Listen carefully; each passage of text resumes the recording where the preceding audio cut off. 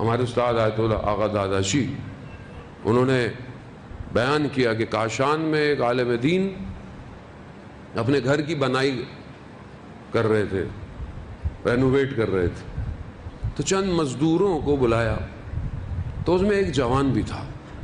جب بھی کھانے کا وقفہ آتا دیکھا سارے کھانا کھانے چلے جاتے تھے، مگر وہ جوان نماز پڑھنے جاتا تھا۔ تو انہوں نے دیکھا کہ یہ جوان مجھے عام جوان نہیں لگتا، بہت کوشش کی، بات کرنے کی بات نہیں ہو پاتی۔ ایک دن سیڑھی کرائے پہ منگوائی تھی کام کے لیے، کہا واپس دے کر آؤ۔ واپس آتے آتے اسے بہت دیر لگ گئی، تو میں نے اسے پوچھا اتنی دیر کیوں لگائی سیڑھی دینے میں؟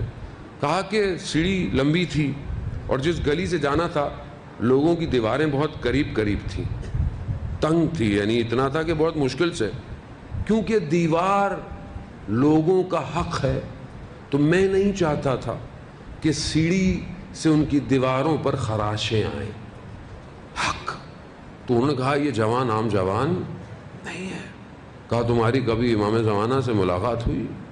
کہا ہاں، کچھ دنوں پہلے امام آپ کے شہر میں ہی آئے ہوئے تھے۔ جو اتنا پریسائز ہو حقوق اللہ اور حقوق العباد کا، جو اپنی آنکھوں کی حفاظت کر سکتا ہو، اسی کو ہی عرش کے ذکر سنائی دیتے ہیں۔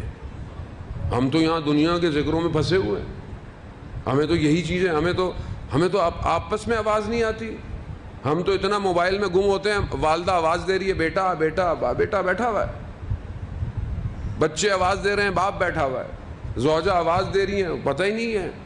تو ہمیں عرش کی آوازیں کہاں آئیں گی؟ ہمیں تو آس پاس کی آوازیں نہیں آتی۔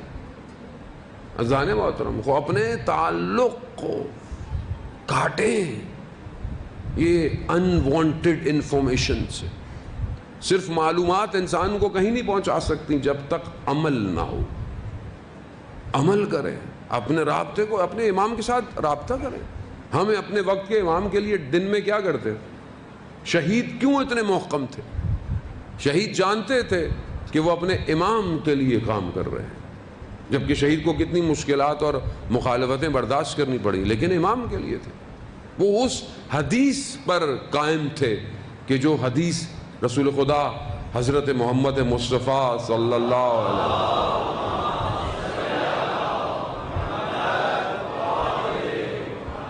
رسول خدا نے جب حضرت عمار نے پوچھا کہ میں آپ کے بعد فتنے دیکھ رہا ہوں، میں کہاں جاؤں؟ تو ایسے میں مولا کائنات داخل ہوئے، تو یہ کہا رسول خدا نے کہ پورے دنیا کے لوگ ایک وادی میں ہوں اور علی ایک وادی میں، تم علی کی وادی میں جانا۔ تو شہید امام کی وادی میں ہے، چھایا کے لے۔ آج بھی آپ کے سامنے شہید بے شک اپنے امام کے پاس ہیں۔ یہ آسان نہیں تھا عزیزان محترم، یعنی امام خمینی کا جو خط آیا جو ان کے بیٹے نے پڑھا شہید کے جنازے پر، جہاں پر امام خمینی نے شہید کو فرزند کہا، اپنی زندگی میں جو میری ناقص سی بہرحال مطالعہ ہے، امام خمینی نے دو لوگوں کو فرزند کہا ہے، ایک شہید مطہری کو اور ایک شہید عارف کو۔ اور یہ آسان نہیں ہے، فرزند ظاہر ہے بایولوجیکل فرزند تو نہیں تھے، تو دوسری تعلق وراثت کیسے ہوتی ہے؟ سنخیت روحی کی وجہ سے۔ روح اتنی بزرگ تھی کہ امام جیسی شخصیت فرزند کہہ رہی ہے، وہ اتنی بزرگ روح کریں عزیزان محترم۔ انسان اپنے آپ کو، کمال نہیں ہے اکیلے جنت میں جانا، کمال یہ ہے کہ کئی لوگوں کو بہشت میں لے کے جانا، کمال یہی ہے۔ آپ کربلا والوں کو دیکھیں، آج تک کربلا کا راستہ محکم ہے، جو ان کے راستے پر ہے وہ مر بھی رہا ہے، کٹ بھی رہا ہے، لیکن اسے کوئی تکلیف نہیں ہے۔ ظاہری طور پر نقصان ہو جاتا ہے کہ وہ چلا گیا کوئی، لیکن وہاں سید الشہداء کی بارگاہ میں ہے۔ اسماعیل آنیہ جیسے شخص کو کہنے کو تو بڑا نقصان ہو گیا، یہ ہونا خوب وہ تو وہی ہوا کہ جو وہ چاہتے تھے۔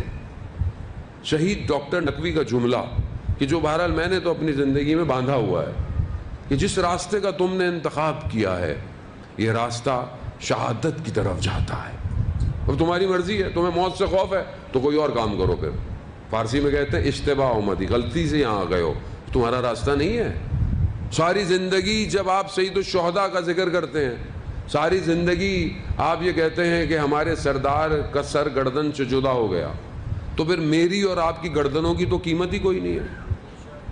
تو اس قابل کریں کہ یہ گردن اس راہ میں کاٹی جائے۔ شہید کتنے سارے آپ کے سامنے مطلب مثالیں ہیں، اتنے شہداؤں کی داستانیں ہیں، لیکن وہ زندگی ایسی گزارنی پڑتی ہے۔ شہادت بھی ہر کسی کو